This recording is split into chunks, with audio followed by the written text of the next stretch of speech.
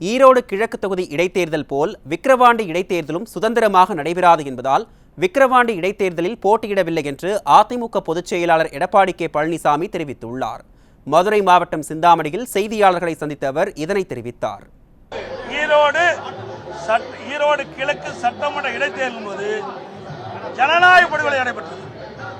இன்றைக்கு வாக்காளர்களை சுதந்திரமாக வாக்களிக்க விடாம ஆடு மாடுகள் பட்டியலை அடைப்பதை போல வாக்காளரை தினந்தோறும் அழைத்து சென்று பட்டியலை அடைத்து அவர்களை கொடுமைப்படுத்திய காட்சி பல தொலைக்காட்சியெல்லாம் பார்த்தீங்க, ஊடகத்திலையும் பார்த்தீங்க. இன்றைக்கு தேர்தல் ஆணையம் அதை கண்டுகொள்ளவே இல்லை. மாநில அரசுக்கு துணை நிற்கின்றது, காவல்துறை துணை நிற்கின்றது, அரசு அதிகாரிகள் துணை நிற்கின்றார்கள். அதோட அமைச்சர் பெருமக்கள் அங்கே முகாமிட்டு ஆட்சி அதிகாரத்தை பயன்படுத்தி பணபலம் படைபலத்தை பயன்படுத்தி அதிகமான பரிசு பொருட்களை கொடுத்து அந்த தேர்தலை தில்லுமுள்ளு செய்து தேர்தல் நடைபெற்று முடிந்தது. அப்படிப்பட்ட சுதந்திரமாக நடைபெறாது என்று கருதிதான் அனைத்து இந்திய அண்ணா திராவிட முன்னேற்ற கழகம் இந்த தேர்தலில் போட்டியிடல. நடந்து முடிந்த நாடாளுமன்றம், விழுப்புரம் நாடாளுமன்றம், இந்த விக்கிரவாண்டி தொகுதி விழுப்புரம் நாடாளுமன்றத்தில் வருது. 6000 ஓட்டு தான் குறைவு.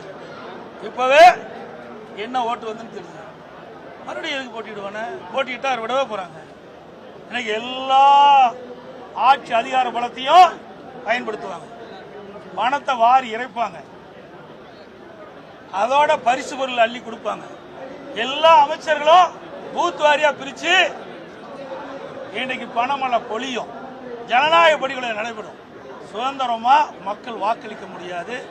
ஆகவேதான் அனைத்து இந்திய அண்ணா திராவிட முன்னேற்ற கழகம் இந்த தேர்தலிலே புறக்கணிக்கப்பட்டது. வேற ஒண்ணும் இல்ல. எப்படி உற்சாகம் இருப்பாங்க? நீங்க ரைட்டு இத்தனையும் கேக்குறீங்களே, ஈரோடு கிழக்குல என்ன ஆச்சு சொல்லுங்க பாருங்க. 36 இடத்துல இந்த ஈரோடு கிழக்கு சட்டமன்ற இடைத்தேர்தலில் கொட்டை அமைச்சு அவருடைய கூட்டணி வேட்பாளருக்கு ஆதரவா இந்த விடியா திமுக அமைச்சர்களும் இந்த அவருடைய கட்சி சேர்ந்தவர்களும் பாடுபட்டாங்களா இல்லையா? நான் சவால் விட்டேன். இனியும் இந்த கொட்டைகளை அடைச்சி வச்சிருந்தா நானே நேரில் வந்து அங்கே வாக்கு சேர்க்கணும். உடனே என்ன பண்ணாங்க? அந்த வாக்காளர்லாம் அழைச்சிட்டு பஸ்ஸில் ஏற்றி ஊரூரா போய் சுற்றுலா கொண்டு போனாங்க. இப்படி நடக்கின்ற பொழுது அங்க எப்படி சுதந்திரமா தேர்தல் நடக்கும்? அதனாலதான் நான் தேர்தல்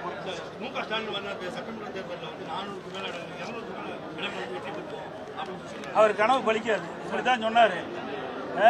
நீங்க 2019 நாடாளுமன்ற தேர்தல் நடைபெற்றது. அப்போ 38 இடங்கள் ஜெயிச்சாங்க. இதே மாதிரி 200 இடத்துல வரும்னு சொன்னாங்க.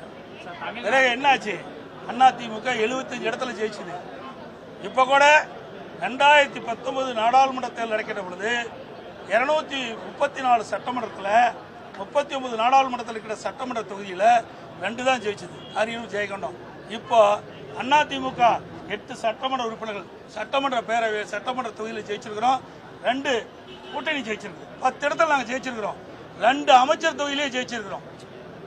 அப்படின்னா எப்படி இருக்குன்னு பாருங்க. அடுத்த தேர்தலில் திருக்கோயிலூர் பொன்முடி அமைச்சராக இருக்கிறார். அந்த தொகுதியில் சட்டமன்ற விழுப்புரம் நாடாளுமன்ற தொகுதியில் திருக்கோயில் வருது. அதில் அதிமுக அதிகமான இடத்தை வாங்கியிருக்கு. அதே மாதிரி இங்கே விருதுநகரில் இன்னைக்கு அருப்புக்கோட்டையில் அங்கேயும் சட்டமன்ற தொகுதியில் எங்களுடைய கூட்டணி அதிக இடங்களை பெற்று அதிக வாக்குகளை பெற்றிருக்காரு. ஆக சட்டமன்ற தேர்தல் வேறு, நாடாளுமன்ற தேர்தல் வேறு. மக்கள் பிரித்து பார்த்து ஓட்டு போடுறாங்க. கடந்த 2019 நாடாளுமன்ற தேர்தல் வருகின்ற பொழுது அப்போ சட்டமன்ற இடைத்தேர்தல் வந்தது. உதாரணத்துக்கு அண்ணன் இருக்கார் திண்டுக்கல் நாடாளுமன்ற தொகுதியில் திமுக வேட்பாளர் போட்டிடுறார். அங்கே நிலக்கோட்டையில் இடைத்தேர்தல், அதில் திமுக வேட்பாளர் போட்டிடுறார்.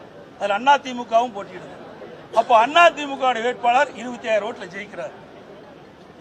திமுக வேட்பாளர் தோக்குறார். நாடாளுமன்ற வேட்பாளர் அதிக வாக்குகளை பெறார். ஆக தமிழ்நாட்டு மக்களை பொறுத்த வரைக்கும் மத்தியில் யார் ஆட்சிக்கு வரும்னு நினைக்கிறாங்க, மாநிலத்தில் யார் ஆட்சிக்கு வரும்னு நினைக்கிறாங்க, அப்படி பிரித்து பார்த்தா சிந்தித்து பார்த்தா வாக்களிக்கிறாங்க.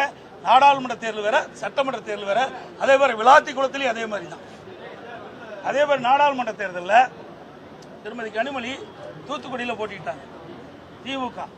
அங்கே விளாத்திக்குளம் சட்டமன்ற வேட்பாளர் திமுக போட்டிட்டாங்க. அங்கே திமுக வேட்பாளர் தோல்வி விட்டுறாரு. அங்கே நாடாளுமன்றத்துக்கு போட்டியிட்ட திருமதி கனிமொழி அவர்கள் கூடுதலான வாக்குகளை பெற்றார். இதுதான் தமிழ்நாட்டுடைய நிலை. தமிழ்நாடு திராவிட கோட்டை இதை 40க்கு 40 வெற்றி பெற்று உணர்ந்திருக்கிறாங்க அப்படின்னு முதல்வர் பேசியிருக்கிறாரு அந்த 50 விழாவில். 2014 என்ன நடந்தது? எத்தனை இடம் கிடைச்சது திமுக? 2014ஆம் ஆண்டு நாடாளுமன்ற தேர்தலில் எத்தனை இடங்களை திமுக வெற்றி பெற்றது? 9 இடத்துல 3வது இடம் வந்தது. 2 இடத்துல டெபாசிட் போச்சு, தருமபுரியும் கன்னியாகுமரியும். ஏன் அவரெல்லாம் மீண்டும் ஆட்சிக்கு வரல? மீண்டும் ஜெயிக்கல. 91ல் 2 எம்எல்ஏ தான் ஜெயிச்சாங்க.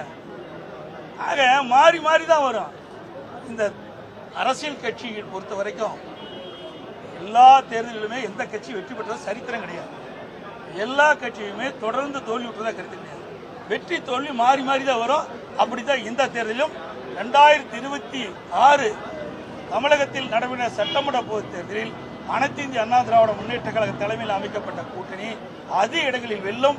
அனைத்து இந்திய அண்ணா திராவிட முன்னேற்ற கழகம் தனி பெரும்பான்மையோட ஆட்சி அமைக்கும்.